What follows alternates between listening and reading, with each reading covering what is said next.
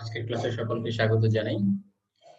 জাতীয় বিশ্ববিদ্যালয়ের করোনাকালীন সময়ে অনলাইন জুম ক্লাসের এই পর্বে বাংলা বিভাগে অধ্যয়নরত প্রথম বর্ষের শিক্ষার্থীদের সকলকে আজকের পাঠে স্বাগত জানাই।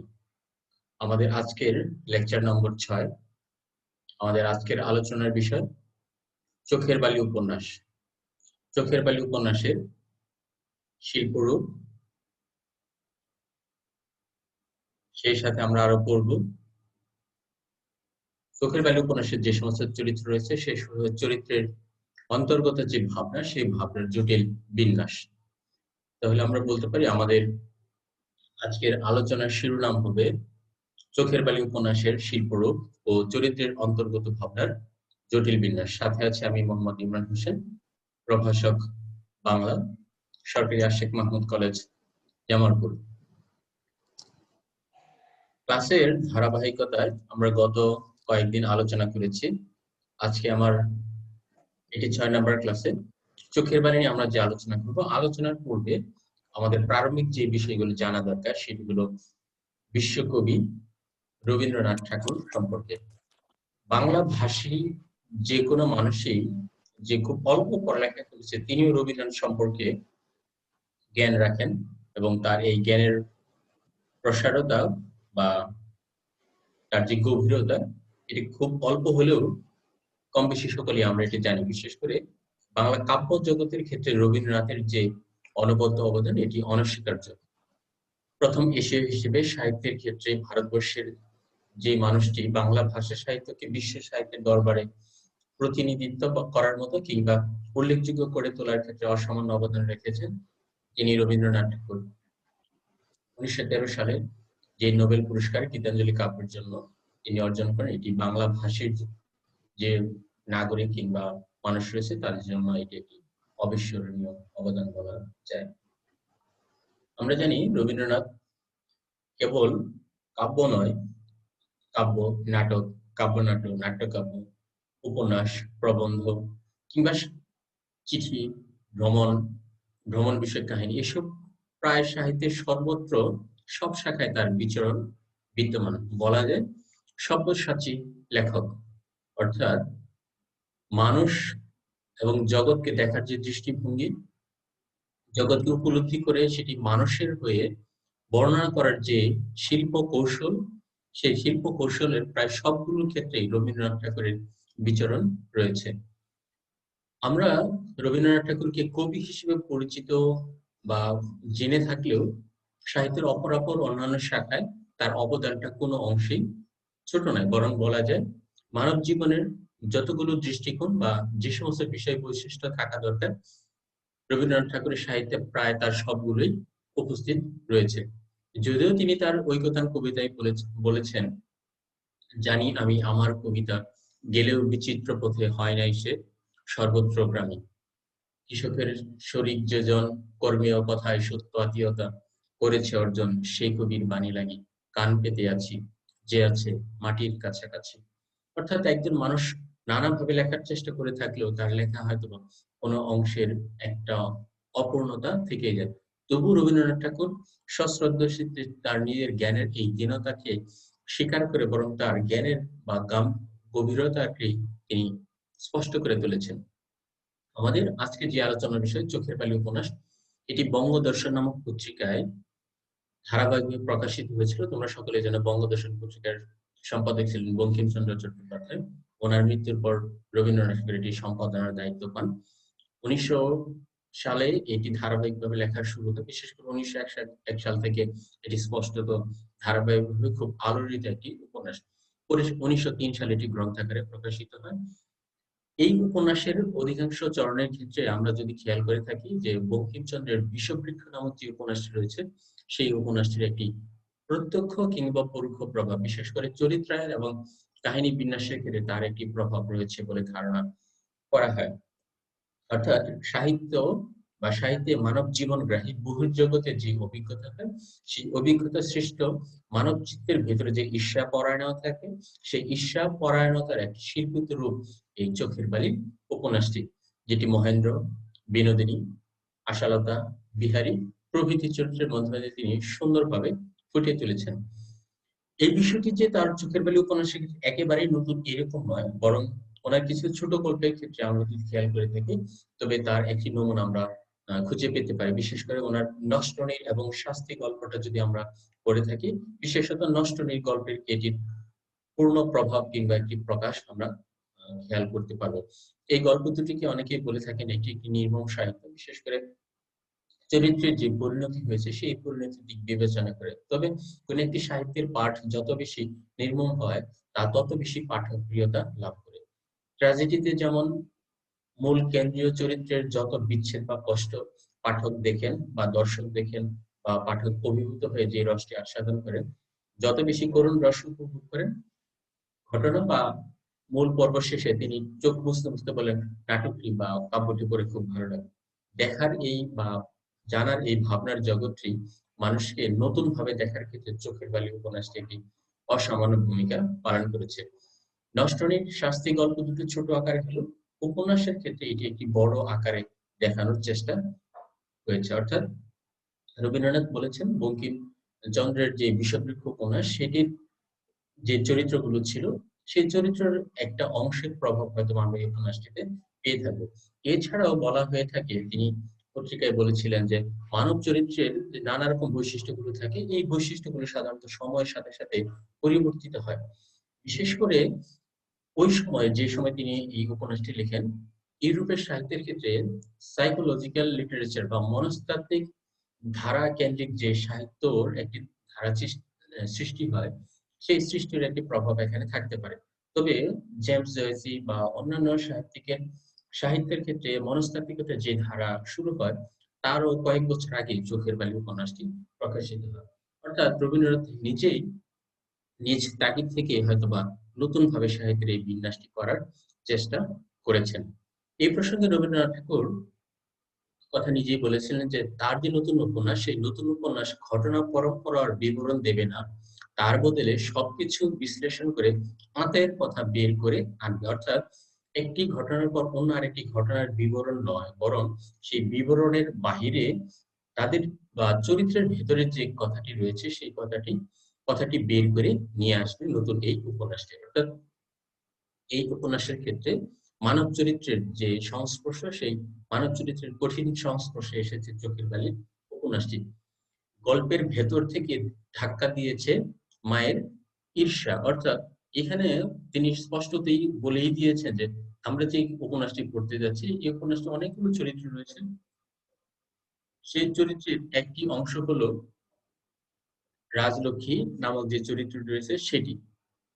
আমরা জানি উপন্যাসের কেন্দ্রবিন্দুতে রয়েছে বিনোদিনী। বিনোদিনীর ছাড়াও বিনোদিনীর মহেন্দ্রের প্রতি যে ঈর্ষা, সেই ঈর্ষাটাকে নাড়া দিয়েছে মূলত মহেন্দ্রের মা রাজলক্ষ্মী। আমরা পরবর্তীতে চরিত্র আলোচনা সম্পর্কে যখন জানবো তখন সেটি জানবো। তবে গল্পের ভেতর থেকে আমাদের এই চরণটি মনে রাখা দরকার যে গল্প ভেতর থেকে ধাক্কা দিয়েছে মায়ের ঈর্ষা। সেই ঈর্ষা মহেন্দ্রের রিপুটাকে কুৎসিত একটি অবকাশে দিয়েছে। সেই কুৎসিত অবকাশটাকে নিজের স্ত্রী আশালতাকে ছেড়ে তার বিনোদিনীর প্রতি যে আকর্ষণ সেটিকে। না হলে এই ঘটনার ভেতরের ঘটনা এভাবে দাঁত নখ বের করে হয়তো বেরিয়ে নাও করতে পারত। বাংলা উপন্যাসের ধারার ক্ষেত্রে এই চরিত্রের ভেতরের ধাক্কা কিংবা আতের কথা বেরিয়ে আনার ক্ষেত্রে চোখের বালি উপন্যাসটি সর্বপ্রথম এবং সার্থক বলে অনেকেই মনে করে থাকেন। এই বিক্ষিপ্ত মনোজগতের বিকাশটা বিবর্জিত হয়ে আরো ভালোভাবে গভীরভাবে প্রকাশ হয়েছে রবীন্দ্রনাথ ঠাকুরের গোরা উপন্যাস ঘরে বাইরে কিংবা চতুরঙ্গ উপন্যাসের শচীশ কিংবা দামিনী নামক যে চরিত্রগুলো পাবো আমরা, সেই চরিত্রগুলোতে। যারা ঘরে বাইরে উপন্যাসটা পড়েছি তারা জানি সেখানে নিখিলেশ কিংবা বিমলা অন্যান্য যে চরিত্রগুলো রয়েছে, এই ঘরের ভিতরে একজন মানুষের যে স্বাভাবিক দাম্পত্য জীবন, সেই দাম্পত্য জীবনের ক্ষেত্রে যখন অন্য আরেকজন প্রবেশ করে, তখন স্বাভাবিকভাবে সুখী দাম্পত্য জীবনটা কিভাবে বিমর্ষ বা ভিন্নভাবে ভিন্ন দিকে প্রবাহিত হয়, তার একটি সার্থক প্রয়োগ এই চোখের বালি উপন্যাস। এবং বলা যায় চরিত্রের ভিতরে যে অন্তর্গত দ্বন্দ্ব, এই অন্তর্গত দ্বন্দ্বের রূপটা চোখের বালি উপন্যাসেই সবার প্রথম এটি প্রকাশিত হয়। উপন্যাস বা সার্থক উপন্যাস হওয়ার ক্ষেত্রে আমরা জানি কিছু বিষয় থাকা দরকার, বিশেষ করে প্লট, চরিত্র, কাহিনী বা ঘটনার যে স্থান সেগুলো। যদি আমরা এই উপন্যাসটি পাঠ করে থাকি বা যখন পড়ব তখন আমরা জানবো উপন্যাসে এই প্লটকে প্রধানত ৩ টি পর্যায়ে ভাগ করা যেতে পারে। সেই পর্যায়গুলো কি? মূলত মহেন্দ্র নামক যে চরিত্র ছিল সেই চরিত্র বিয়ে করতে রাজি ছিল না। তার কারণ ছিল সে তার মায়ের সঙ্গটা কখনোই ছাড়তে চায়নি। মার বিনোদিনী নামক একটি মেয়ের সাথে তার বিবাহ ঠিক হলেও সে বিয়েতে অস্বীকৃতি জানায়। অপরদিকে বিনোদিনী তখন বিধবা, বিয়ে হয়ে যায়। বিয়ে হওয়ার অল্প কিছুদিন পরে তিনি বাল্যকালেই বিধবা হয়ে পড়েন।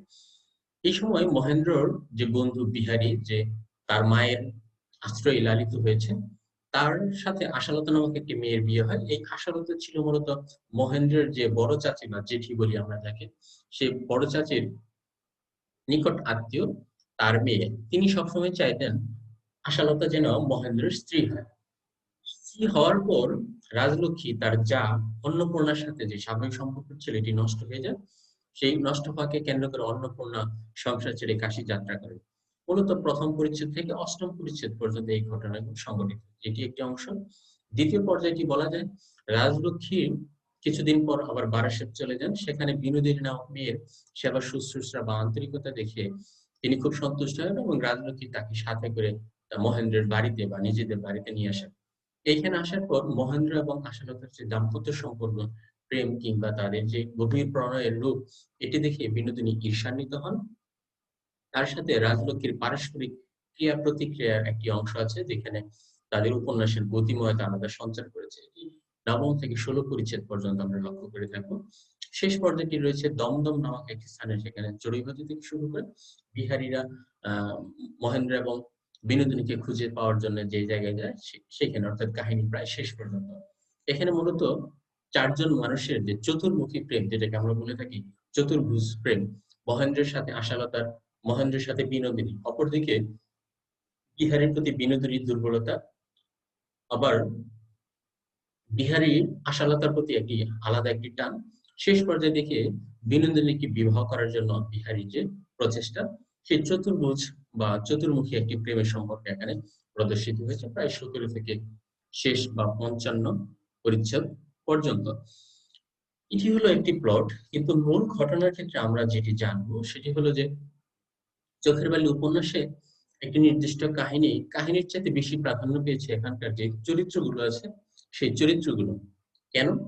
এই কারণেই যে এখানে ঘটনার প্রেক্ষিতে ঘটনা ঘটেনি, বরং এক একটি চরিত্রের আবির্ভাবের ফলে অন্য আরেকটি ঘটনার বিকাশ সাধিত হয়েছে। অর্থাৎ চোখের বালি উপন্যাসটাকে আমরা ঘটনা প্রধান উপন্যাস নয়, বরং বলতে পারি এটি একটি চরিত্র প্রধান উপন্যাস। আর এই চরিত্র প্রধান বা চরিত্রের কেন্দ্রবিন্দুতে রয়েছে বিনোদিনী নামক যে চরিত্র রয়েছে সেটি। অর্থাৎ আমরা সহজ কথা যদি বলতে পারি যে উপন্যাসের ঘটনাংশ মূলত আশা, মহেন্দ্র এবং বিনোদিনী, এই ৩টি চরিত্র। অপরদিকে মহেন্দ্র, বিনোদিনী এবং বিহারীর অন্তর্গত চিত্তের যে সংকট, সেই সংকটের কারণে যে ঘটনা ঘটে যায় বা অঘটন ঘটে, সেই অঘটন ঘটনার পরিণাম ও বিকাশ হলো চোখের বালি উপন্যাসটি। অর্থাৎ একজন একটি ঘটনা ঘটে যেতে যায়, সেই ঘটনা ঘটাতে গিয়ে অন্য আরেকটি ঘটনার আবির্ভাব ঘটে। ফলে তারা চরিত্রগুলো মনে মনে ভেতরে ভাবে একরকম, কিন্তু বাহ্যত ঘটনা হয় আরেক রকম। আমরা যদি অল্প উদাহরণ দিতে চাই তাহলে এমন হবে যে প্রথমে বিনোদিনীর প্রতি মহেন্দ্রের কোনো টান বা আকর্ষণ না থাকলেও বিনোদিনী সেটি জোর করে চেষ্টা করেছে যেন মহেন্দ্র তার প্রতি আকর্ষিত হয়। যখন মহেন্দ্র তার প্রতি আকর্ষিত হয়েছে ততদিনে বিনোদিনী বিহারীর যে আচরণ কিংবা তার যে গুণ, তার প্রতি তার একটি দুর্বলতা সৃষ্টি হয়েছে। ফলে মহেন্দ্রের টান তখন আশালতার প্রতি কমতে থাকে, বিনোদিনীর প্রতি বাড়তে থাকে। বিনোদিনীর টান তখন মহেন্দ্রের চাইতে ধীরে ধীরে বিহারীর দিকেই বাড়তে থাকে, বিশেষ করে এলাহাবাদে যাবার পর। আমরা এই ঘটনা নিয়ে পড়ব। অর্থাৎ এই উপন্যাসের ঘটনার চমৎকারিত্ব নির্ভরশীল করেছে মূলত চরিত্রগুলোর যে মানসিক ক্রিয়া কিংবা তাদের যে প্রত্যাশা রয়েছে সেই প্রত্যাশার উপরে। ব্যক্তি সচেতন এবং অস্তিত্ব প্রতিষ্ঠাকামী ব্যক্তি হিসেবে বিনোদিনী অসাধারণ একজন চরিত্র। তার যে মনোযোগের অন্ধকার কিংবা অনুকারাচ্ছন্ন এলাকা, সেই এলাকাটা আবিষ্কার, চিত্ত জাগতিক আন্তঃবিরোধী জটিলতা সমূহের উন্মোচন এবং তার ভেতরে যে চলমানতা এবং জীবনের রূপটাকে রবীন্দ্র চেতনা এবং শিল্পবোধ এই উপন্যাসে খুব সুন্দর, সুস্থির এবং সজীবভাবে প্রকাশ পেয়েছে বলে মনে করা হয়। অর্থাৎ একটি চরিত্রের অন্তর্গত ভাবনা, সেই ভাবনার আড়ালে অন্য আরেকটি ভাবনা রবীন্দ্রনাথ তার সাহিত্যে খুব সুন্দরভাবে এটি প্রকাশ করেছেন। যদি গঠন কৌশলের কথা বলি তাহলে বড় দাগে যদি বলা হয়, মোট ৫৫টি পরিচ্ছেদে চোখের বালি উপন্যাসটি রচিত হয়েছে। এই উপন্যাসের মূল যে ঘটনা সেটি হলো আমাদের যে বাঙালি মধ্যবিত্ত সমাজ, সেই সমাজ জন্মলগ্ন থেকে একটি অসঙ্গতির ভেতর দিয়ে বড় হয়। অসঙ্গতির যে জাতাকলে সে পিষ্ট হয়, পিষ্ট হওয়ার পেছনে রয়েছে তার নিজের একটি প্রত্যাশা। সেই প্রত্যাশাকে যখন না পাওয়ার বেদনা বোধ করে তখন সেখান থেকে হতাশা, কখনো কখনো সেটি ঈর্ষা বা হিংসায় রূপান্তরিত হয়। এই ঈর্ষা এবং আত্মকেন্দ্রিকতার চূড়াবালিতে শেষ পর্যন্ত কিভাবে এই মধ্যবিত্ত শ্রেণী বিপর্যস্ত হয় তারই একটি পরিচয় দেওয়ার চেষ্টা করেছেন রবীন্দ্রনাথ ঠাকুর তার চোখের বালি উপন্যাসে। অর্থাৎ আমরা যেকোনো একটি কাজ করার ক্ষেত্রে প্রায়শই নানা রকম সংকটে ও শঙ্কায় ভুগি। কিন্তু নিম্নবিত্তের একজন মানুষ কোনো একটি কাজ যত সহজে করে ফেলতে পারে অনায়াসে, উচ্চবিত্তের মানুষ যেভাবে পারে, মধ্যবিত্ত সমাজ তার নিজের চিত্তের সংকটের কারণে হোক, সামাজিক মর্যাদা কিংবা দায়বোধের কারণে হোক, অনেক ক্ষেত্রে আসলে এই কাজটি কখনোই করতে চান না বা পারেন না। সেই পারা এবং না পারার বা করার যে চেষ্টা, সেই চেষ্টাটারই একটি রূপ হলো আমাদের চোখের বালি উপন্যাস। চোখের বালি উপন্যাসের যদি চরিত্রায়ন কৌশল নিয়ে আমরা কথা বলি তাহলে দেখতে পারবো যে এই উপন্যাসের প্রথম এবং প্রধান যে চরিত্র রয়েছে সেটি হলো বিনোদিনী। অর্থাৎ উপন্যাসের কেন্দ্রীয় বা প্রথম এবং প্রধান চরিত্র হলো বিনোদিনী, যার ব্যক্তিত্ব এবং আত্মসচেতনতা অনেকাংশেই আশালতার চাইতে কয়েক গুণ প্রকট এবং সুন্দর। সে বিধবা, তার বৈধব্যের কারণ হলো সে ছিল দরিদ্র। আর মহেন্দ্র যদি তাকে বিয়ে করতো সে হয়তো এই রাজস্বিক পরিবেশে থাকতে পারত, কিন্তু সেই সৌভাগ্য হয়নি। ফলে মহেন্দ্রের বিয়ে করতে অস্বীকৃতি তার দারিদ্র্যের অন্যতম একটি কারণ বলে আমরা মনে করতে পারি। তার বৈধব্যের এই কারণ, সেখান থেকে হঠাৎ করে রাজলক্ষ্মীর সাথে তার দেখা হওয়া, দেখা হওয়ার পর বারাসাত থেকে কলকাতায় মহেন্দ্রের সাথে বা সংসারে বসবাস তাদের জীবনের একটি ভিন্ন মোড় দিয়েছে। এখানে আমরা এই অংশটাকে বড় করে দেখতে পারি। পরের অংশ যদি খেয়াল করি, বিধবা হওয়ার পর একটা পুরুষের সমাজে যে দশা হয়, আমাদের সমাজ নারীকে ঠিক তার উল্টো ভাবে দেখে থাকে। সমাজের এই উপেক্ষা বিনোদিনীর হৃদয়টাকে খুব বিদ্রোহী, ঈর্ষাপরায়ণ করে তুলেছে।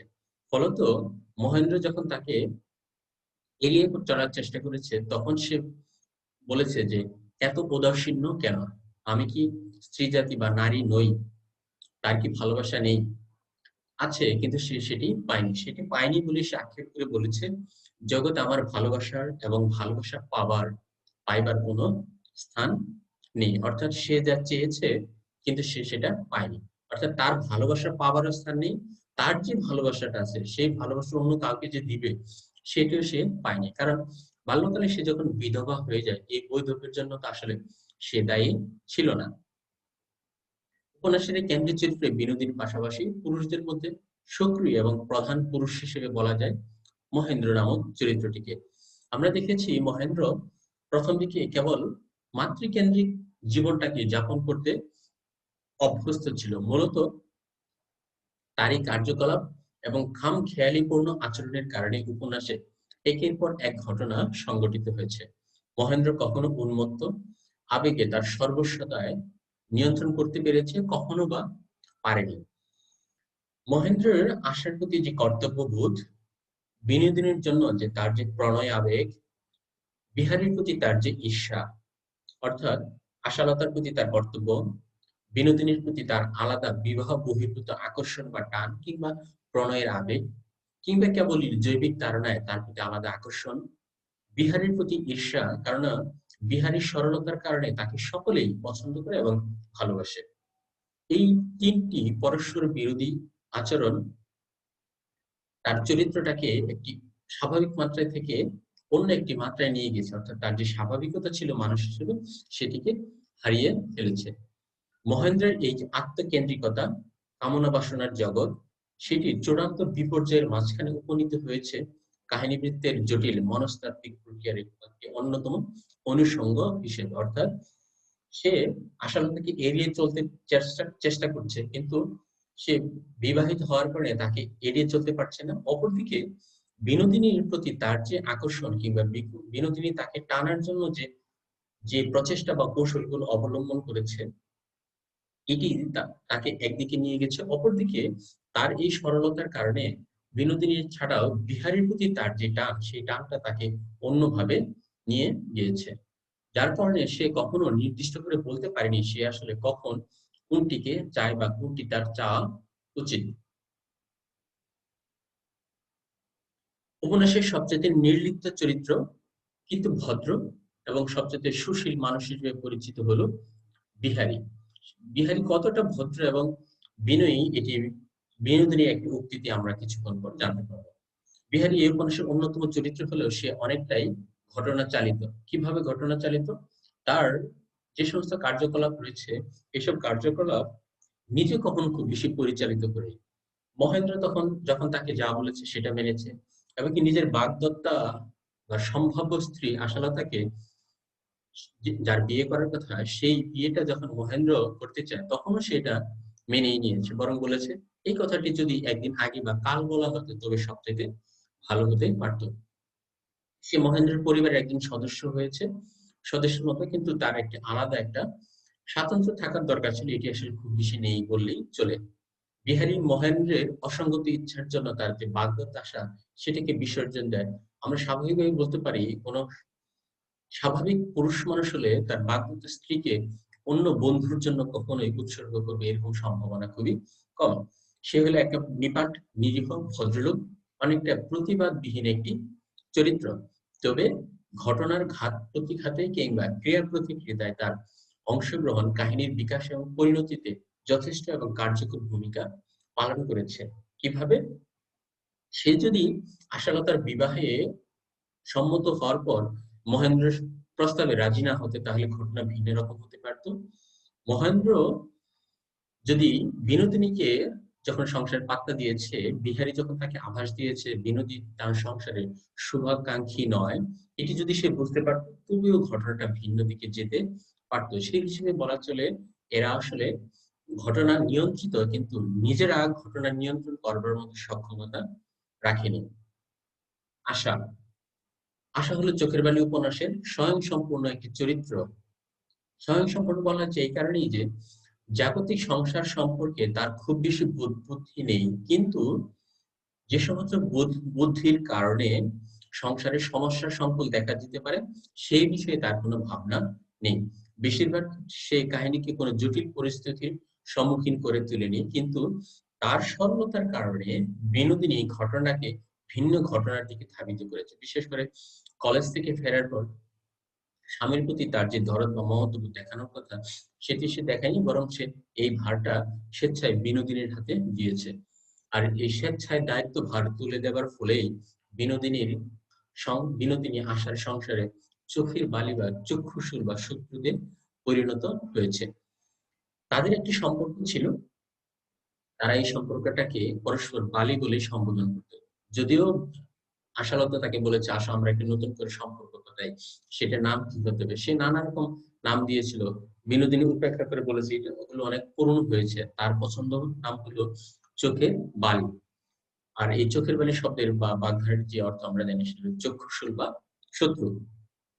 তার ব্যক্তিত্বের খুব বেশি স্ফোরণ ঘটেনি, কিন্তু যতটুকু স্ফোরণ ঘটেছে এটি উপন্যাসের প্রায় একদম শেষের দিকে, যখন জটিল একটি পরিস্থিতির চাপে পড়েছে। শেষ পর্যন্ত জীবনের যে অভিজ্ঞতা, সেই অভিজ্ঞতা সঞ্চয় করে নারীত্বের পূর্ণতায় নিজেকে অভিষিক্ত করতে পেরেছে। যতক্ষণে সে পেরেছে ততক্ষণে তাদের যে দাম্পত্য জীবনের স্বাভাবিক বৈশিষ্ট্য, সেগুলোর অনেকগুলোই প্রায় শেষ হয়ে গেছে। একদম জীবনের শেষ পর্যায়ে গিয়ে তার দাম্পত্য জীবনটা স্বাভাবিক হয়েছে। উপন্যাসের শুরুতে আমরা একটা কথা বলেছিলাম যে মহেন্দ্রের সাথে বিনোদিনীর যে সম্পর্ক, সেই সম্পর্কের ভেতরে যে ঈর্ষা, সেই ঈর্ষার অন্যতম একজন অনুষঙ্গ হলো রাজলক্ষ্মী নামক চরিত্রটি। ঔপন্যাসিক তার ভূমিকা এরকম একটি ইঙ্গিত দিয়েছিলেন। এই উপন্যাসটি একটি পারিবারিক বা দাম্পত্য জীবনের ঘটনা নির্ভর বা আখ্যা নির্ভর যেটিকে আমরা বলছি মনস্তাত্ত্বিক উপন্যাস। সেই মনস্তাত্ত্বিক উপন্যাসের ক্ষেত্রে রাজলক্ষ্মী সমস্যা বা সংকট সৃষ্টি করেছেন। কিভাবে? বিনোদিনীর প্রতি তখন মহেন্দ্রের বিবাহ ঠিক হয়, তখন মহেন্দ্র এতে রাজি হয়নি। আশালতাকে বিয়ে করেছে। আশালতাকে বিয়ে করার পর যেই মহেন্দ্র মাকে ছাড়া কোনো কিছুই বুঝতো না, বিশেষ করে মায়ের সাথে সম্পর্কের ছেদ হবে বলে সে বিবাহ করতে চায়নি, সেই সম্পর্কের ক্ষেত্রে উল্টো ঘটনা ঘটে যখন সে বিবাহ করে ফেলে। এমনকি আশালতাকে পড়ানোর অজুহাত দিয়ে সে সবসময় আশালতাকে নিজের কাছে রাখতে চেয়েছে। আমরা জানি উপন্যাসের শুরুতে ঔপন্যাসিক যে ইঙ্গিত দিয়েছেন যে মহেন্দ্র মেডিকেল বা চিকিৎসা শাস্ত্রে পড়ালেখা করবে। যদিও পুরো উপন্যাস জুড়ে তার পড়ালেখার আসলে খুব বেশি কোনো অগ্রগতি কখনোই পরিলক্ষিত হয়নি। এই আশালতাকে নিয়ে মহেন্দ্র যখন ব্যস্ত থাকে, তখন রাজলক্ষ্মী ভেতর থেকে একটি ঈর্ষান্বিত হন। ঈর্ষান্বিত হয়ে সেই সংসার ত্যাগ করে তিনি আর অন্নপূর্ণা নামক যে ছিল তাকে দোষারোপ করেন। অন্নপূর্ণা কাশীতে চলে যান। কিছুদিন পর রাজলক্ষ্মীও তার সংসার ছেড়ে তার গ্রামের বাড়ি বারাসাতে চলে যান। সেখানে বিনোদিনীর আচরণে তিনি মুগ্ধ হন। মুগ্ধ হয়ে তিনি মনে যে ভেবেছিলেন, যদি এই মেয়েটি তার ছেলের বউ হতো তবে কত না সুন্দর হতে পারত। ব্যাপারটা আসলে এমন যে আমরা আসলে যে জিনিসটি চাই সেই জিনিসটি পাই না, তখন ভাবি এটি পেলে হয়তো আমাদের জীবনটা খুব সুখী, স্বাচ্ছন্দ্য এবং আড়ম্বরপূর্ণ হতে পারত। কিন্তু পাওয়ার পর আসলে বোঝা যায় সেই চরিত্রটি কেমন।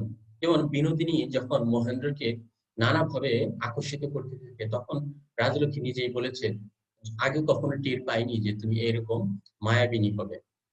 যদি পেত তাহলে হয়তো এটি না করতে পারবে। কখনো কখনো এই চরিত্রটি গভীরতাও আছে, আছে ঘটনাবৃত্তির পরিপ্রেক্ষিতে থেকে একটি চরিত্রের সাথে আরেকটি চরিত্রের সম্পর্ক ছেদ করতে বা তাদের ঈর্ষাটাকে জ্বালিয়ে দিতে। বিশেষ করে মহেন্দ্র যখন বিয়ে করতে চায়নি, তখন অন্নপূর্ণা ঘুরে অর্থাৎ মহেন্দ্রের যে জেঠিমা, তিনি ঘুরে বলতেন, ছেলে এত বড় হয়েছে কেন তার বিয়ে দেওয়া হয় না। তখন রাজলক্ষ্মী তাকে উদ্দেশ্য করে বলেছিলেন, আমার ছেলে যদি বউ না আনে, তোমার বুকে তাতে শেল বিঁধে কেন?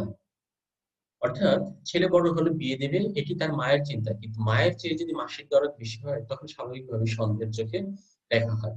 ফলত আশালতাকে বিয়ে করার পর যখন তাদের দাম্পত্য জীবন খুব ভালো চলছিল, কিন্তু মহেন্দ্র তার মাকে খুব বেশি সময় দিচ্ছিল না, তখন তিনি তার আশালতাকে দোষারোপ করেছেন। এটিও তাদের সম্পর্কের ছেদের ক্ষেত্রে একটি অন্যতম অনুষঙ্গ। অন্নপূর্ণাকে বলা হয়ে থাকে একটি ফ্ল্যাট চরিত্র, বা এই চরিত্র খুব বেশি কাহিনীর বিস্তার আছে এমন নয়, কিন্তু অনেকটাই সংক্ষিপ্ত। তবে তার কারণে এই উপন্যাসের ঘটনা নিয়ন্ত্রিত না হলেও চরিত্রের যে প্রাসঙ্গিক ভূমিকা তার কাহিনীর বৃত্তেই তিনি রয়েছেন। বিশেষ করে বলা যায় যে আশালতা এবং মহেন্দ্রের দাম্পত্য সম্পর্কের ভিতরে ছেদ ঘটানোর ক্ষেত্রে বিনোদিনীকে সংসারে যোগ করে তাদের ঈর্ষার কারণ হয়ে দাঁড়াতে রাজলক্ষ্মী চরিত্রটির ভূমিকা সবচাইতে বেশি। শরৎচন্দ্র একটি রজত জয়ন্তী অনুষ্ঠান উপলক্ষে রবীন্দ্রনাথ ঠাকুর এই উপন্যাস বা বিশেষ করে চোখের বালি উপন্যাস সম্পর্কে একটি মন্তব্য করেছিলেন। সেই মন্তব্যটি আমরা শুনতে চাই বা আলোচনা করতে চাই। তিনি বলেছিলেন, ভাষা এবং প্রকাশভঙ্গির একটি নতুন আলো এসে যেন চোখে পড়ল। সেদিনের সেই গভীর এবং সুতীক্ষ্ণ আনন্দের স্মৃতি আমি কোনোদিন ভুলব না। কোনো কিছু যে এমন করে বলা যায়, অপরের কল্পনার ছবিতে নিজের মনটাকে যে পাঠক এমন চোখ দিয়ে দেখতে চায়, এর পূর্বে কখনো স্বপ্নেও ভাবিনি। এতদিনে শুধু কেবল সাহিত্যের নয়, নিজেরও যেন একটা পরিচয় পেলাম। অনেক পড়লেই যে তবে অনেক পাওয়া যায় এই কথা সত্য নয়। ওই তো খান কয়েক পাতা, তার মধ্যে দিয়ে যিনি এত বড় সম্পদ সেদিন আমাদের হাতে পৌঁছে দিলেন, তাকে কৃতজ্ঞতা জানাবার ভাষা পাওয়া যাবে কোথায়? রবীন্দ্রনাথের চোখের বালি সম্পর্কে শরৎচন্দ্রের একটি রজত জয়ন্তী উৎসবে এই উচ্ছ্বসিত প্রশংসাই বলে দেয় যে চোখের বালি উপন্যাসের ভাব এবং ভাষা কতটা প্রাসঙ্গিক এবং সুন্দর ছিল সেই সময়ের প্রেক্ষিতে। অর্থাৎ এই উপন্যাসের ক্ষেত্রে শিল্পের একটি নতুন দৃষ্টিভঙ্গির প্রবর্তনের চেষ্টা করেছেন।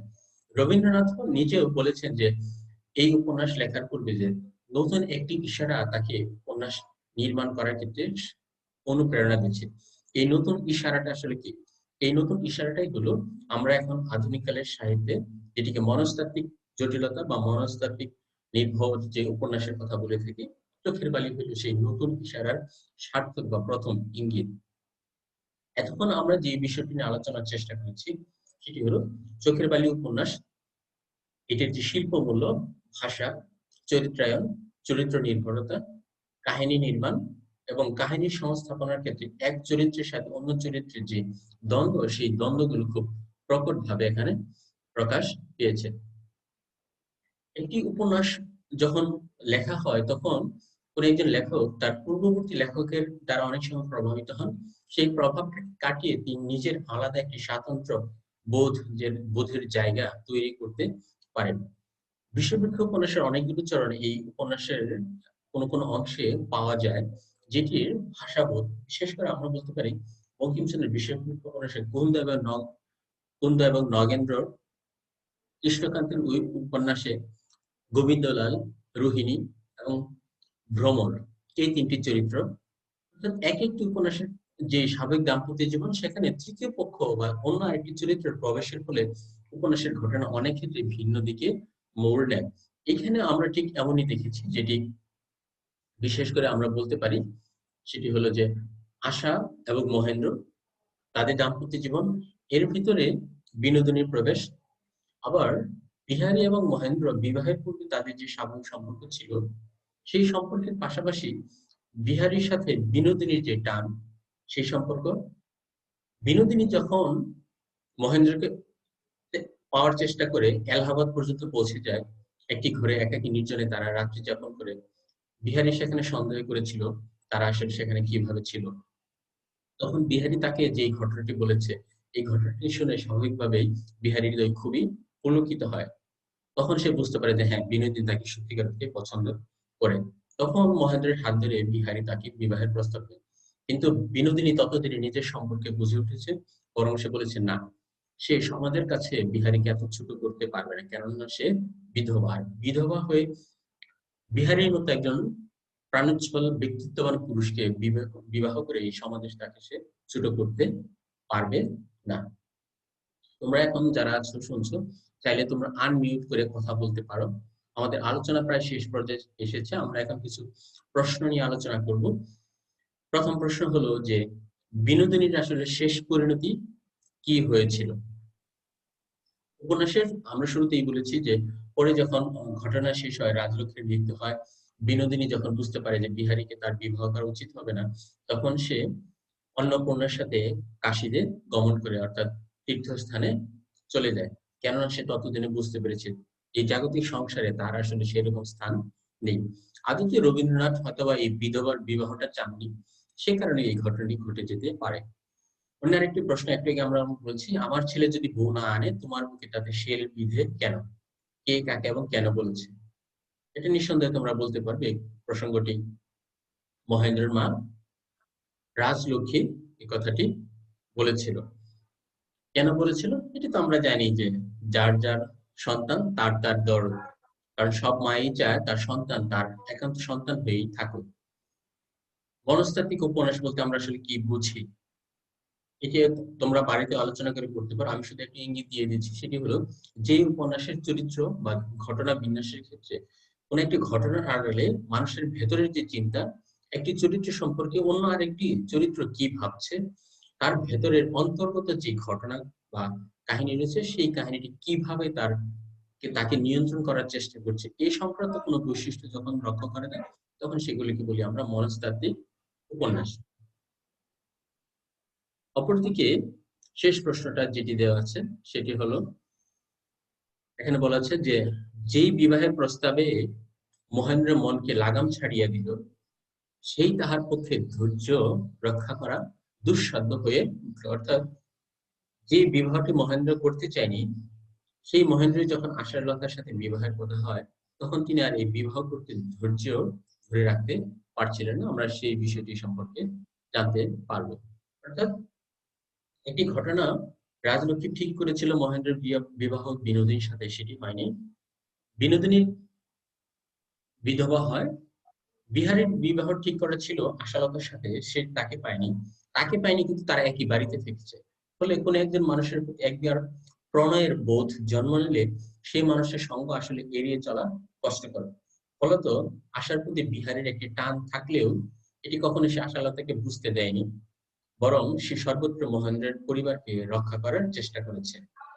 অপরদিকে বিনোদিনী মহেন্দ্রের প্রতি টান দেখিয়েছে, এটি তার প্রতি যতটা না প্রণয়ের আবেগ, তার চাইতে আশালতার প্রতি হিংসা বা ঈর্ষার বশবর্তী হয়ে সে মহেন্দ্রকে আসলে জয় করতে চেয়েছে, যেহেতু সে তাকে পায়নি।